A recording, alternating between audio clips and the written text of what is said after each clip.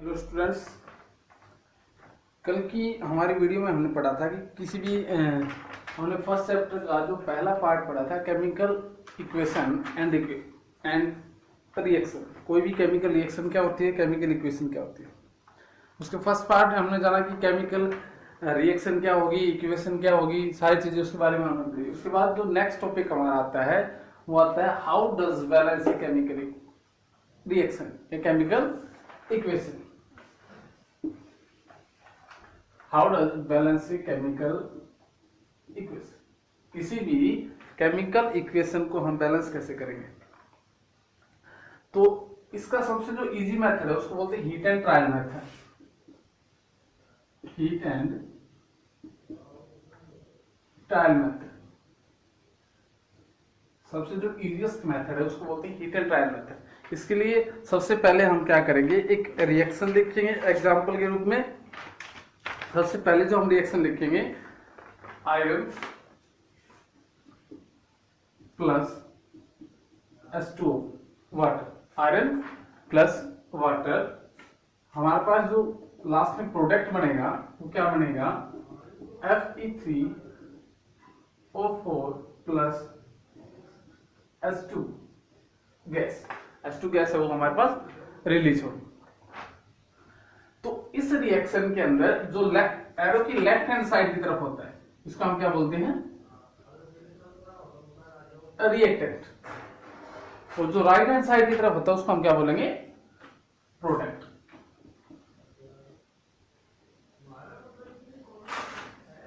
अब देखो इसमें क्या है, नंबर ऑफ रिएक्टेंट।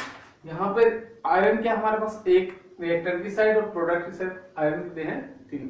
अब ये जो रिएक्शन है ये बैलेंस नहीं, इसको हम क्या बोलेंगे, स्केलेटल केमिकल रिएक्शन। अब इस रिएक्शन को हम बैलेंस कैसे करेंगे, हीट एंड ट्रायल मेथड के अंदर सबसे पहले हम क्या करेंगे, हम एक टेबल बनाएंगे।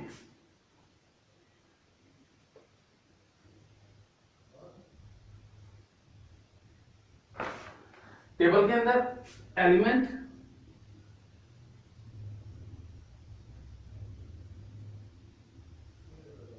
Reactant,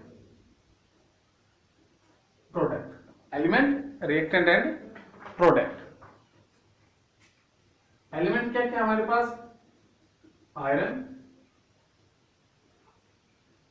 oxygen and hydrogen. Iron, oxygen and hydrogen.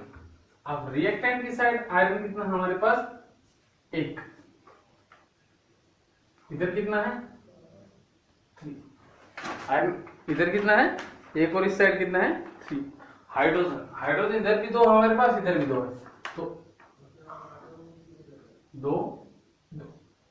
Oxygen, oxygen इधर रिएक्टेंट की साइड हमारे पास केवल 1 और प्रोडक्ट की साइड कितना है, 4।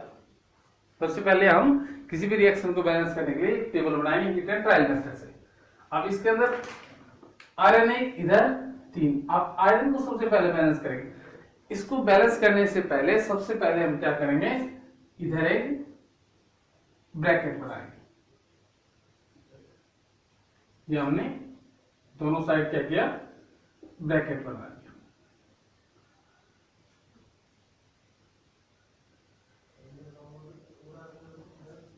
क्लियर। अब क्या करेंगे, अब देखो आयरन इधर 1 है, इधर कितना है, 3। तो इसको हम क्या करेंगे, ब्रैकेट हमें किस लिए बनाया है, क्योंकि ब्रैकेट के अंदर हम कुछ छेड़छाड़ नहीं करेंगे, केवल हम क्या करेंगे, बाहर की तरफ मल्टीप्लाई कर सकते हैं। अब सबसे पहले आयरन है, इधर हम क्या करेंगे, इधर 3, इधर 1 है, तो इसको हम 3 से मल्टीप्लाई कर देंगे। इधर कितने हो गए आयरन,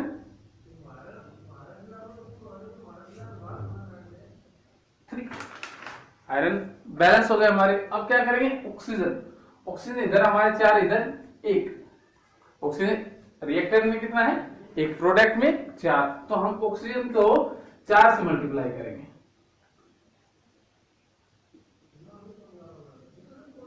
तो यहां पे हमने ऑक्सीजन को 4 से मल्टीप्लाई कर दिया। ऑक्सीजन इधर 4, इधर भी 4 हो गई। अब हमने जब ऑक्सीजन को बैलेंस किया तो हमारा हाइड्रोजन है, इधर गड़बड़ हो गई। हाइड्रोजन कितने हो गए, इधर 8, इधर कितना है, 2। तो क्या करेंगे, इधर भी हम क्या करेंगे, यहाँ भी 2 से मल्टीप्लाई हुआ हाइड्रोजन, यहाँ 4 से मल्टीप्लाई हुआ, कितने हो गए हाइड्रोजन यहाँ पे 8।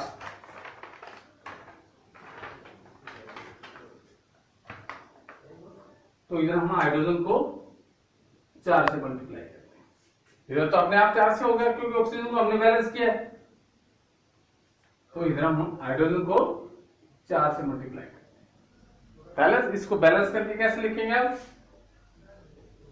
आयरन प्लस 4s2 10s2 क्या बनेगा हमारे पास Fe3O4 प्लस 4s2। ये हमारे पास एक balance chemical reaction.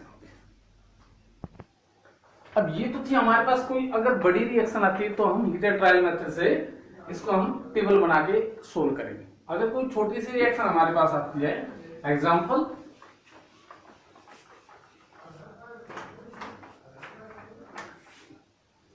Magnesium plus oxygen S2 क्या बनेगा हमारे पास मैग्नीशियम ऑक्साइड। अब यहाँ पे ऑक्सीजन 2 इधर 1 है, अब यहाँ क्या करेंगे हम इसको 2 से मल्टीप्लाई करेंगे। अब मैग्नीशियम भी 2 हो गए इधर, तो इधर भी हम 2 से मल्टीप्लाई, तो कितना हो गया 2Mg plus O2 tends to 2MgO। और बैलेंस करने के साथ साथ हम क्या लिखेंगे, अगर ये सॉलिड बनता है तो S गैस G से डिनोट करेंगे, और सॉलिड बनता है उसको S से डिनोट करेंगे। हमने सीखा how do balance a chemical reaction, किसी भी केमिकल रिएक्शन को हम बैलेंस कैसे करेंगे। अब बैलेंस क्यों करना जरूरी है, why do we balance a chemical reaction.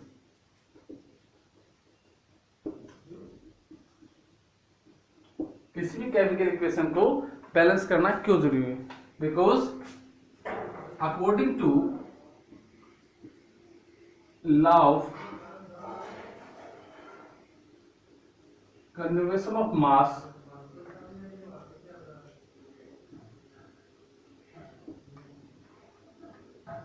because according to law of conservation of mass, matter cannot be created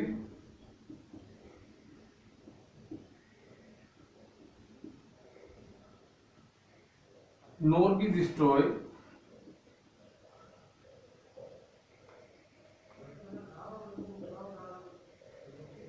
in a chemical reaction। किसी भी केमिकल रिएक्शन में हम मैटर को ना तो बना सकते हैं ना खत्म, इसलिए the number of reactant is always equal to the number of product. जितना मास रिएक्टेंट होगा उतना ही प्रोडक्ट का होगा। इसके बाद हमारा आता है type of chemical reaction. Chemical reaction कितने टाइप है, फर्स्ट हम पढ़ेंगे सबसे पहले combination reaction.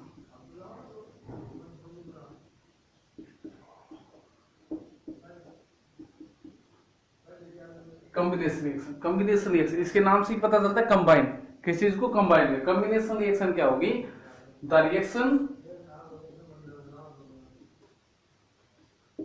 In which single reactor A, the reaction in which two or more reactant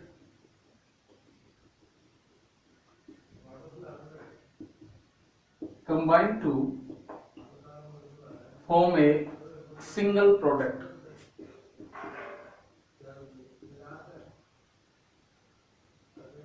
The reaction is two or more reactant combine to form a single product। इसमें 2 या 2 से अधिक रिएक्टेंट मिलके एक प्रोडक्ट बनाते हैं, उसको हम क्या बोलेंगे कॉम्बिनेशन रिएक्शन। यानी कि A plus B tends to AB, इसमें 2 रिएक्टेंट होंगे मिलके एक प्रोडक्ट बनाएगा, उसका हम क्या बोलेंगे कॉम्बिनेशन रिएक्शन। और ज्यादा इसको समझने के लिए हम कुछ एग्जांपल लेंगे।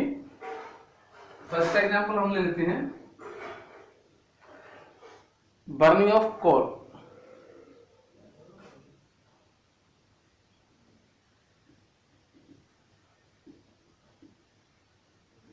बर्निंग ऑफ कोल, कोयले को जलाते हैं। कोयले को जलाएंगे क्या होगा, सबसे पहले C plus O2 tends to CO2। अब जहां भी ये सॉलिड गैस मिलके क्या बनाएगा, गैस।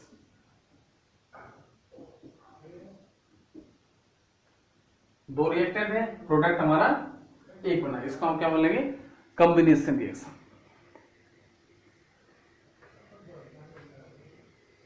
और ज्यादा एग्जांपल है तो formation of water H2 plus O2 tends to H2O, वो भी क्या है, कॉम्बिनेशन रिएक्शन। इसमें भी क्या करेंगे, H2 प्लस O2 क्या बनेगा हमारे पास, H2, ये भी कॉम्बिनेशन रिएक्शन।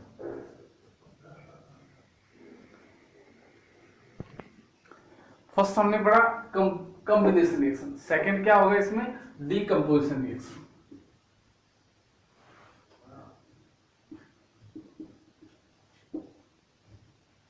डीकंपोजिशन रिएक्शन, इसके नाम से पता चलता है डीकंपोज, किस चीज को डीकंपोज करना, तोड़ना।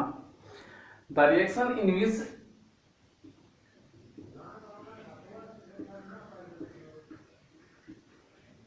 ए compound, the reaction in which a compound split into two or more product, the reaction in which a किसी रिएक्शन के अंदर एक सिंगल कंपाउंड स्प्लिट होगी, टूट के दो या दो से अधिक प्रोडक्ट बनाता है, उसको हम क्या बोलेंगे, decomposition reaction. A B tends to A plus B, यहाँ पे रिएक्टेंट कितना है, एक हमारा रिएक्टेंट है, प्रोडक्ट कितने बने हमारे पास, दो, तो ये क्या होगा, डीकंपोजिशन रिएक्शन। एग्जांपल, अगर इसके हम टाइप के डीकंपोज रिएक्शन के टाइप कौन कौन से होंगे, फर्स्ट हमारा होगा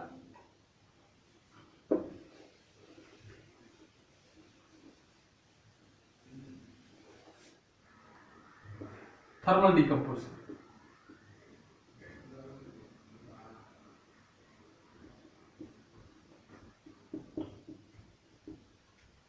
थर्मल डीकंपोजिशन, थर्मल डीकंपोजिशन क्या होता है, the decomposition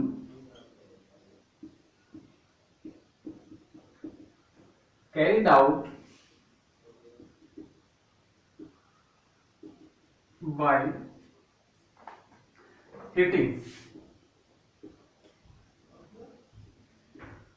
the decomposition carried out by heating is called thermal decomposition। जिस डिकम्पोजिशन में हम किसका यूज करेंगे, हीट, गर्म करके, उसको हम क्या बोलेंगे, थर्मल डिकम्पोजिशन। इसका हम एग्जांपल लेंगे calcium carbonate. Calcium carbonate, calcium carbonate को जब हम हीट करेंगे, गर्म करेंगे, तो दो सिंपल सब्सटेंसेस में स्प्लिट हो जाता है, calcium oxide plus carbon dioxide gas. ये हमारा क्या होगा, thermal decomposition, the decomposition which carried out by heat, that is called thermal decomposition. Second इसका जो पार्ट है डीकंपोजिशन रिएक्शन का, जो सेकेंड पार्ट है उसको बोलेंगे इलेक्ट्रोलाइटिक डीकंपोजिशन। इलेक्ट्रोलाइटिक डीकंपोजिशन, इसके नाम से पता चलता है इलेक्ट्रोलाइटिक, यानी the decomposition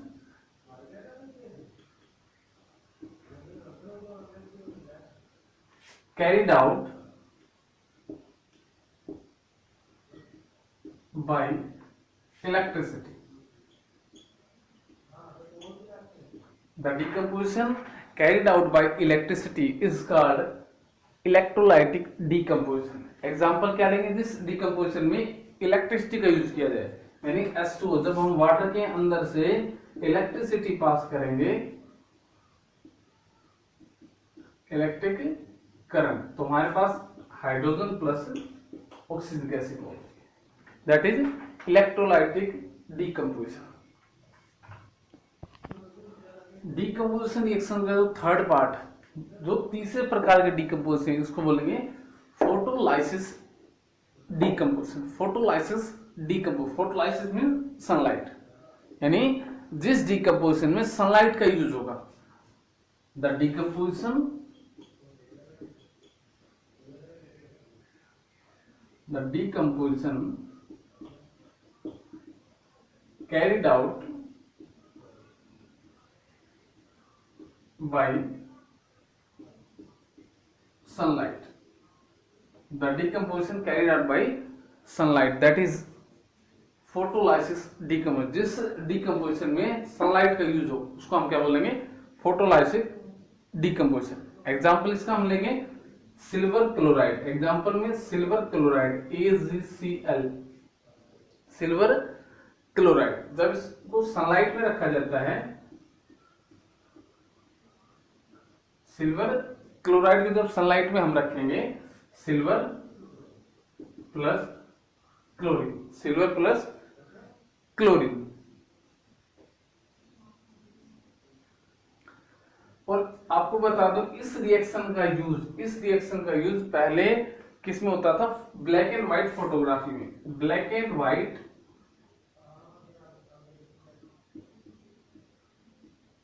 this reaction is use in black and white photography. इस रिएक्शन का यूज पहले ब्लैक एंड व्हाइट फोटोग्राफी में किया जाता था। ये हमने पढ़ा आज केवल दो टाइप की reaction, composition reaction and decomposition reaction. इसके बाद जो टाइप्स ऑफ रिएक्शन है वो आगे के पार्ट में आपको समझाता रहूंगा। Thank you.